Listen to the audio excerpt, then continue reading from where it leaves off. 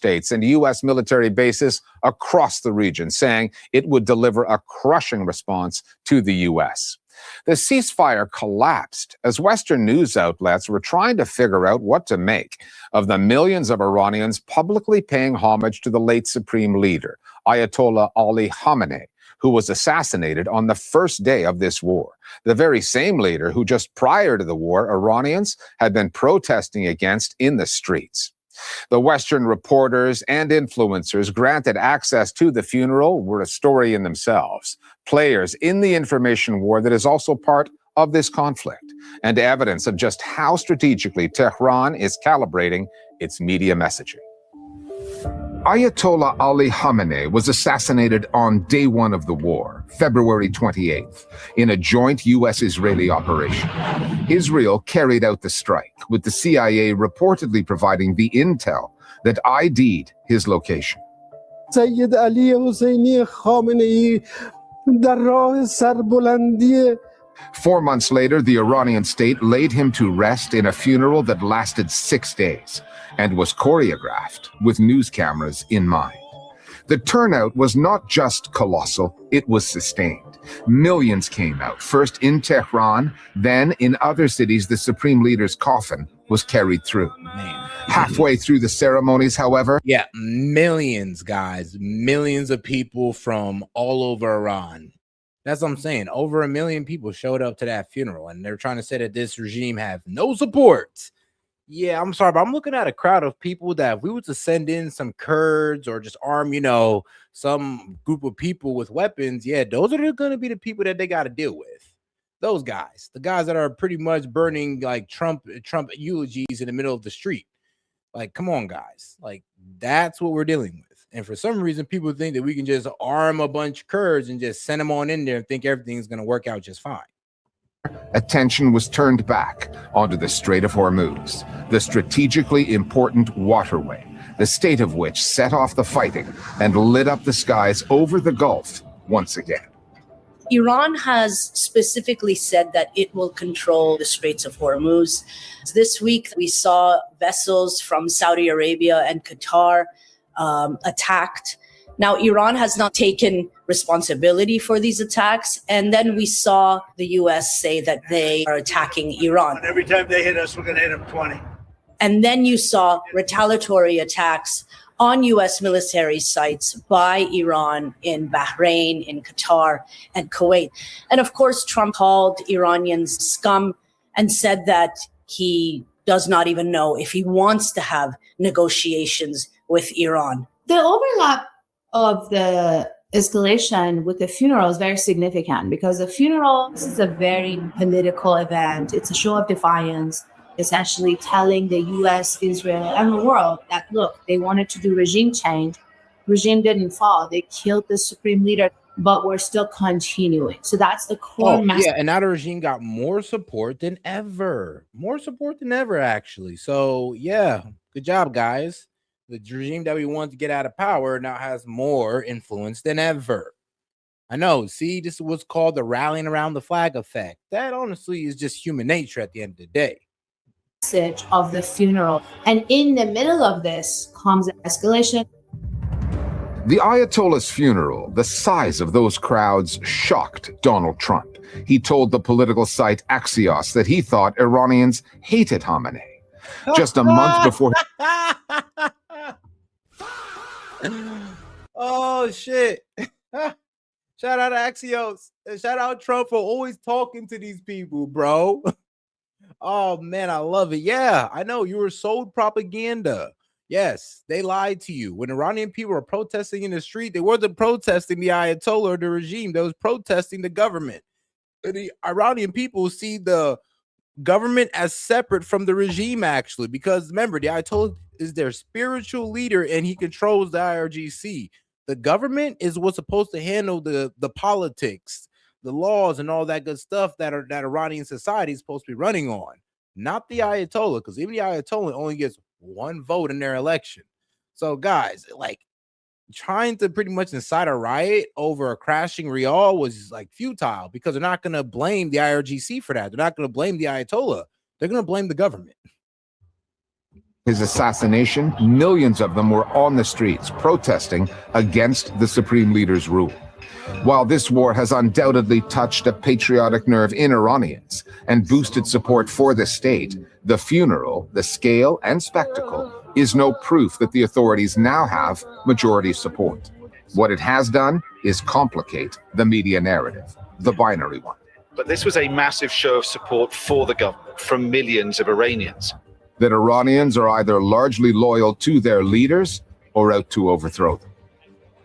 For a lot of your viewers, there'll be confusion. They see millions of people on the streets earlier this year, this Iranian protest movements, and then millions of people expressing their condolences at the assassination of Ayatollah Khamenei. There's nothing unusual about this. It's a big country. So and here's the thing, though. What these guys were protesting wasn't the regime. Because the regime, yes, the Ayatollah is separate from the government. The Ayatollah has no control on economic policy in Iran. No control over, no control of economic policies, and really not that. And he has control over what laws are passed, but he rarely interferes. So, when these guys were protesting in the street, it wasn't for the Ayatollah to be overthrown or to be taken out as the supreme leader. It was for a correction in their government.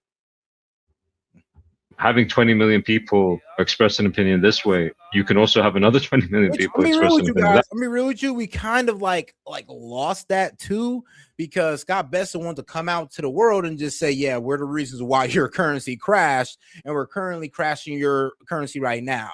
And the Iranian people read that and they're like, okay, so our government's not to blame. It's actually you guys. And the whole reason why your currency crashed isn't because the Iranian government or the Ayatollah is recklessly spending their money. No, it's because of the sanctions, honestly. And the fact that we put Scott Bessent, a guy who made a whole lot of money crashing currencies with George Soros, we put that guy on the Iranian rial and he crashed it. And remember, the man made a fortune in bringing down currencies. Let's not forget. So what he did with the rial was child's play, and he told it to the world. And what do you think the Iranian people are thinking right now? Now that they know that the American people are also the cause of their economic woes. Like, did you forget that part? So not only did we start this war on them, we've killed innocent civilian, innocent little girls. We've also destroyed their currency, and we're the reason why their economy is doing so bad. Yeah, all on us. So how you think they're gonna feel? That way. What this shows is that Iran is quite a polarized, divided society. The regime clearly has supporters, but in a country of 93 million, 15 to 20% amounts to millions. So we have to stop this black and white analysis of the Islamic Republic and any caricature of the dictatorship ruled by a small group of men. This is obviously false. The Iranian people want nothing to do with this government whatsoever. You had pro-government demonstrations erupt all across Iran. The Iranian people are standing tall. The idea that the Islamic Republic is beloved by the Iranians across the board is clearly also false. So no way. Somewhere between these two. I mean, let's be real. No way. There's no way that the Iranian regime is completely loved. Like, that's not what I'm saying. What I'm saying is that people were saying that, it's 90-10. 90% of the people disagree with the Iranian regime, and that's not true. If that was the case, we'd have been got a revolution already. Like, guys, you understand how much people it took to set off the first Iranian revolution that put the Ayatollah in power? 6 to 8 million people. So you're telling me that we can't get 6 to 8 million people when 90% of the population disagrees with the regime to overthrow it? And guess what? The Shah also had an oppressive police. The Shah also was being oppressive and I ain't gonna lie, he was selling out his people for real. So honestly, if you can't get 6 to 8 million people to overthrow this regime, then that means there is a bit more, it's a bit more split than we realize. I'm not saying it's 90-10 in the other direction, but maybe it's more like 60-40 or maybe just 50-50 to the point where it's too divided. It's 50% Iranians agree with the regime, 50% don't. And that would explain the high numbers. But here's the thing. We can't go in just because of 50% of the nation disagrees with their government, because the other 50% is going to fight. I mean, bro, it's even worse if it's a 60-40 or 70-30. Then we're really trying to do regime change on futile effort because it's never going to happen. So that whole 90-10 is a lie. Even 80-20 would be pushing it. Slides, that's where you will find the answer. That nuance is what's lacking in media coverage. President Trump's surprise at the funeral is in line with his surprise throughout the war. He listened a little too much to the Israelis. Benjamin Netanyahu told him that war with Iran would be easy, that this regime is so unpopular that people are going to rise up and overthrow it. But none of that happened. For this funeral, the Iranian authorities have paused, at least temporarily, their policy of locking out the international media. They have opened their doors instead. According to the government, more than 400 influencers, independent, alternative voices, have been allowed in from dozens of countries, including the US, the UK, Pakistan, and Lebanon. The resulting output has an anti-imperialist ring to it, which suits Iran's interests and attracts plenty of clicks online. Tehran has taken a similar atypical approach with the Western mainstream media. This is a moment for those most loyal to their leader, the most religious. You feel real emotion here. It has let the BBC, CNN, the New York Times, and Reuters in to get the story out, although those journalists are usually accompanied. When you come into Iran as a foreign journalist, you have a minder. There's someone who follows you around, makes sure you know what you're saying. And every foreign journalist knows this. But unlike Israel, who is still not allowing foreign journalists into Gaza, Nah, for real though. Let's just keep it a buck. Israel ain't letting now no foreign journalists into Israel because they're trying to hide the genocide that they're doing, and not so well either. But I mean, hey, it's better than journalists actually going on the ground and being like, okay, yeah, it's confirmed. It's better to keep that ambiguity. Yeah, it's better to keep that ambiguity. But here's the problem with that. I mean, when you got the UN coming out saying that there's an estimate of 680,000 dead Palestinians, I'm be real with you. You might want to start letting those doors open because, I mean, the estimates are just making y'all look terrible. Iran can say we're allowing all of these people in to show you what is happening. Even though Iran cracks down on its own media, they can say, look what we're doing. We are allowing international journalists in. They're probably going to come into contact with supporters of the regime that will express that support. And opposition probably isn't going to talk to them because they'll be worried about backlash from the state. So it works. What you find on alternative media in the West is this idea that the world is basically divided into the imperialists and the anti-imperialists. I have never in my life seen scenes like this when would this number of people in their millions come out for somebody like Donald Trump. You saw some people come to Tehran who were happy to basically, thumb their nose at the United States and the West more generally. And that speaks to how different parts of the social media space looks at the world. I've seen social media influencers from Pakistan, from Spain, from Bangladesh. And this just shows that Iran's media strategy has totally shifted from, say, a decade ago. They understand the place that the country now holds among these independent journalists and social media influencers as a bulwark against Western hegemony, the anti-imperial voice of the world. Power is putatively shared in Iran. Sitting at the top is the supreme leader, selected and backed by an assembly of clerics.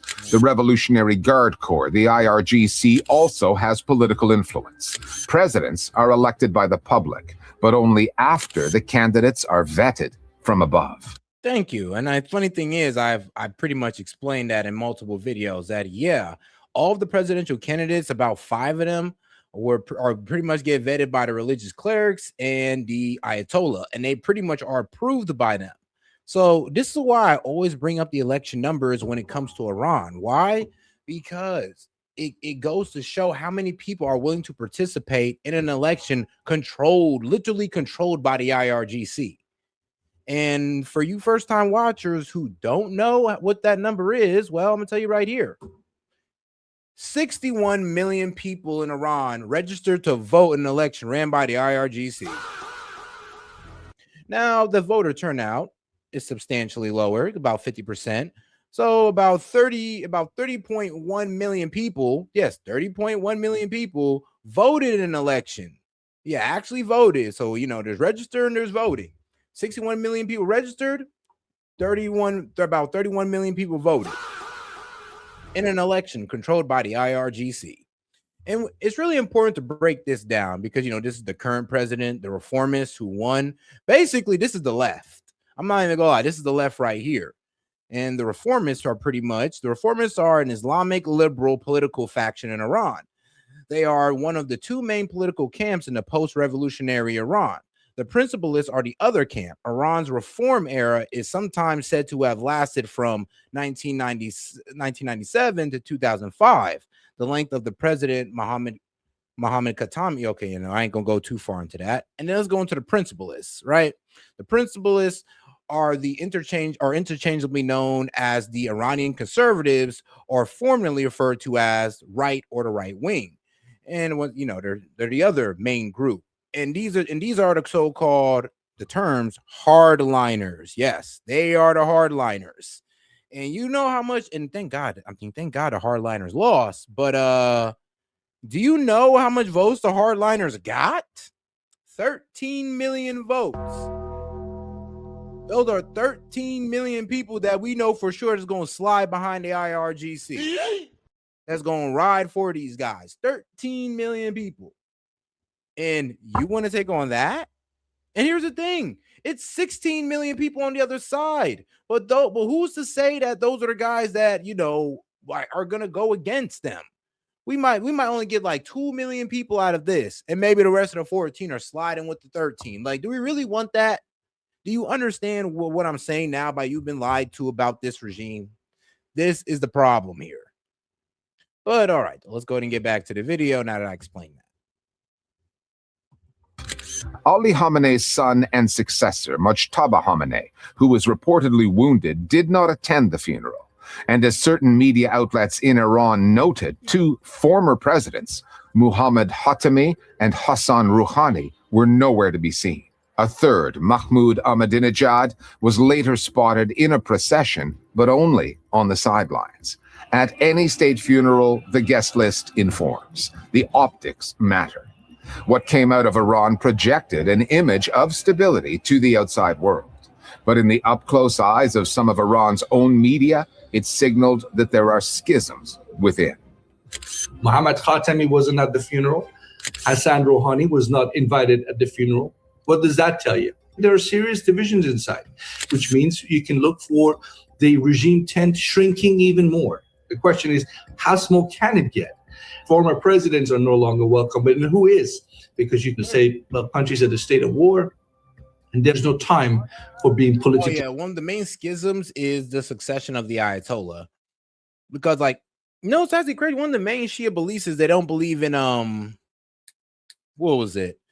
Genetic succession, pretty much. So they don't believe that just because your father was the Ayatollah, that you should be the Ayatollah. They don't believe because your father was the leader of Iran or president or king, they don't believe that the son should be. They don't believe in passing down, you know, they don't believe succession through, well, genetics or succession through bloodline. There it is. That's a little better.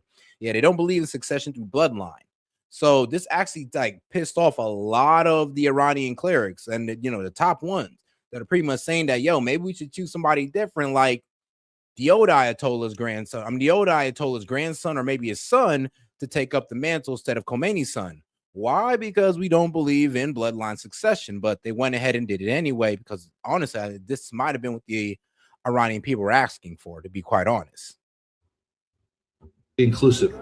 But that's not an answer in the long term going forward. Attendance at the funeral was essentially a snapshot of Iran's geopolitics and the regional and international message they were sending. They didn't want the West there, they didn't want Europeans there.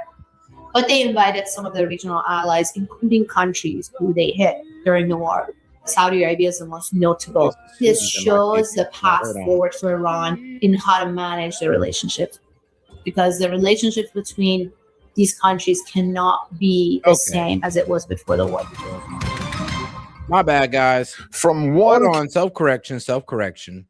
No, actually, but now what I was saying was true about, you know, there's a lot of Muslims, well, not a Muslim, but there's a lot of religious clerics in Iran that didn't want the Khamenei's son to be Ayatollah, but the Shia Muslims are not against bloodlines. So, all right, my bad. I had them confused for the Sunnis. My bad, guys. Well, yeah, just to correct you on that one, to correct myself, yeah, the Shia Muslims are not against bloodlines, particularly regarding the sacred lineage of the Prophet Muhammad. And one of the main schisms between the Sunnis and the Shias is who's supposed to be leading Islam, pretty much. And the Sunnis, well, they believe that it's supposed to be, I guess, Muhammad's best friend, and then the Shias believe that, I guess, it's supposed to be Muhammad's, you know, like, well, lineage. It's supposed to go down through his lineage. So, hey, and I guess that's where the schism is at, and other things as well. I mean, there's other things. Carefully managed spectacle to another. This week's NATO summit in Turkey was as much about optics as anything.